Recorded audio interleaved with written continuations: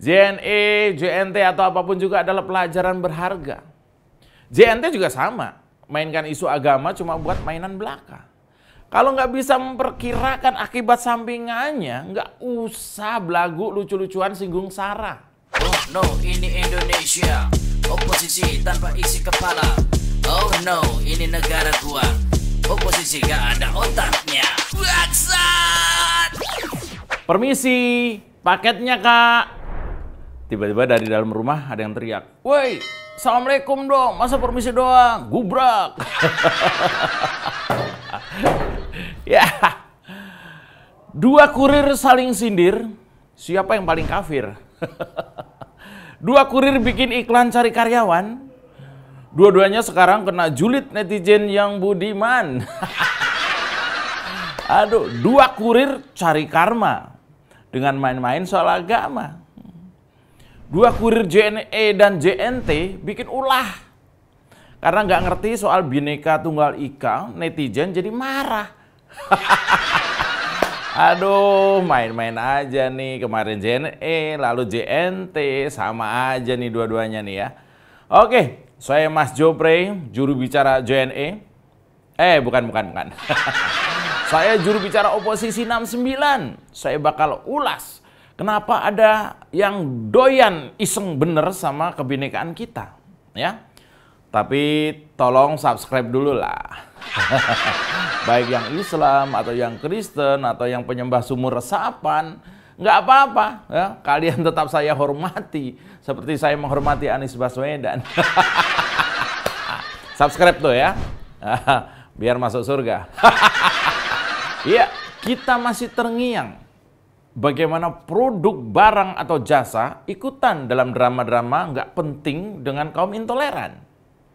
Sebenarnya, bisa jadi produknya sendiri nggak ada hubungannya dengan sifat rasis atau malah bersinggungan dengan dunia teroris. Jadi belum tentu produk, barang, atau jasa itu ada hubungan dengan sifat radikalis atau anti pluralis. Tapi, seperti juga di beberapa entitas lain, kadal-kadal gurun, antek FPI, HTI, atau ormas-ormas yang dekat dengan kekerasan yang mulai menyebar sejak era SBY ini, pandai memanfaatkan situasi. Di era Jokowi ini, mereka kayak kuntilanak dibacain ayat kursi. Melintir kepanasan ke sana ke sini. Aduh. Iya, mungkin Anda juga tahu ya, baru aja viral, ada kurir JNE cari staf khusus muslim. Ini maksudnya gimana? Emang ada aturan, sebelum ngirim barang, kudu wudu dulu gitu misalnya. Harus bersuci dulu. Maaf mas, maaf nih ya, saya tanya nih, maaf nih. Ini kurir apa mau kawinan? Ini maksudnya gimana? Cari karyawan antar barang, diharuskan muslim. Emangnya barang paketan nanya? Misalnya kita pas mau kirim dia nanya agama kurirnya dulu, kan enggak. Kalau muslim, ya barang jadi enteng. Kalau Hindu mendadak paketan jadi berat. Woi mas, Anda ini cuma perusahaan kurir, bukan malaikat munkar dan nakir. Slow ya.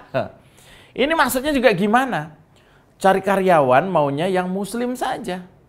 Woi mas, kalau perusahaan Anda itu sudah IPO alias terbuka, bisa jadi pemilik sahamnya 100% orang-orang penyembah berhala. Pakai ini. Ini maksudnya gimana? Cuma sekedar kurir, tapi seleksinya mirip cari marbot musola. Aduh, Mang Dadang kayaknya nih ya. Ini maksudnya juga gimana? Maunya kelihatan bersih, suci, malah dibully netizen se-Asia Tenggara. Viral loh. Oke gini, saran saya nih ya, buat JNE atau JNT atau perusahaan-perusahaan yang bermain-main dengan agama, pindah aja bisnis ente itu ke Afghanistan. Di sana ada Taliban, tahu nggak? Yang pasti senang dengan tawaran iklan kalian. Bahkan bakal disupport habis oleh para militan. Paket ente bakal dikawal oleh para radikalis dan dijamin aman. Lupakan Indonesia kalau Anda masih main bisnis dengan kamuflase iman. Keren kan gue ya? Buat JNE, JNT atau bisnis apapun, Anda tahu kan bisnis Anda ini apalagi pakai sistem franchise yang membuka peluang siapapun bisa membeli unit bisnis ini sesuai kemampuan mereka. Mau mereka Islam, Kristen, Yahudi, Buddha, Hindu. Sebentar. Ini jangan-jangan nih ya formulir pendaftarannya usaha itu juga harus pakai ngisi kolom agama juga ya. Wah, ini namanya nggak adil dalam pikiran. Adil dalam pikiran tuh gimana ya? Nggak tahu lah, terlalu berat buat saya. Nih ya, kabarnya founder JNE ini juga seorang mualaf dan sudah bangun masjid banyak. Kalau info ini benar, maka beliau kudu lebih banyak dalam belajar. Belajar bagaimana membuat reward dan juga punishment yang ketat jika perusahaannya disusupi paham kadrun yang intoleran. Bisnis bisa datang pergi kapan saja, tapi persatuan anak bangsa harus di atas segalanya. Jangan sampai gara-gara cuan setitik rusak kesejukan Indonesia. Asik ya. JNE, JNT atau apapun juga adalah pelajaran berharga. JNT juga sama, mainkan isu agama cuma buat mainan belaka. Kalau nggak bisa memperkirakan akibat sampingannya, nggak usah belagu lucu-lucuan singgung sara. Bisnis ya bisnis saja.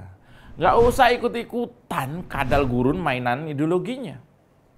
Kita tinggal di Indonesia dan masih Pancasila jadi pedoman kita. Kecuali perusahaan situ udah kebanyakan laba, lalu jadi berdebah dengan mengkhianati para pendiri bangsa. Kalau itu terjadi, bersiap angkat kaki dari NKRI. Karena selama kami ada, intoleransi akan kita babat sampai akarnya. Gaspol! Kayak Dennis Regar. Ya, saya juga heran. Kadrun-kadrun ini kok tega sekali ya, menyusup ke perusahaan untuk keuntungan mereka. JNE saya yakin adalah perusahaan dengan nasionalisme yang nyata. Kalau sampai ada kadrun di dalamnya, ya sudahlah, jangan kasih nafas biar mereka masuk ke neraka. Cerita agak-agak yang lalu ya, dulu itu juga ada namanya Sari Roti. Diboikot oleh kaum yang katanya pembela Islam sejati. Lalu terjadi gerakan yang tidak disangka-sangka. Sari Roti malah laris manis diborong orang-orang waras Indonesia. Ada juga produk Equil, air putih dalam botol yang bisa buat teman ngemil. Kadrun kira itu adalah minuman haram kaum batil. Kita ngakak karena kadrun selalu bikin ilfil. Ya, saya Mas Joprey, juru bicara JNT. Bukan. Ulangi. Saya Mas Joprey, saya juru bicara Oposisi 69. Jilat JNE, tekan JNT. Jilat bawahan, tekan atasan. Wasik. Sedikit disenggol lapor polisi, padahal doyan nyenggol tanpa basa-basi. Orang ngebanyol, kok disomasi. Oh sial, semua salah Jokowi. Oh no, ini Indonesia, oposisi tanpa isi kepala. Oh no, ini negara gua, oposisi gak ada otaknya. Waksa!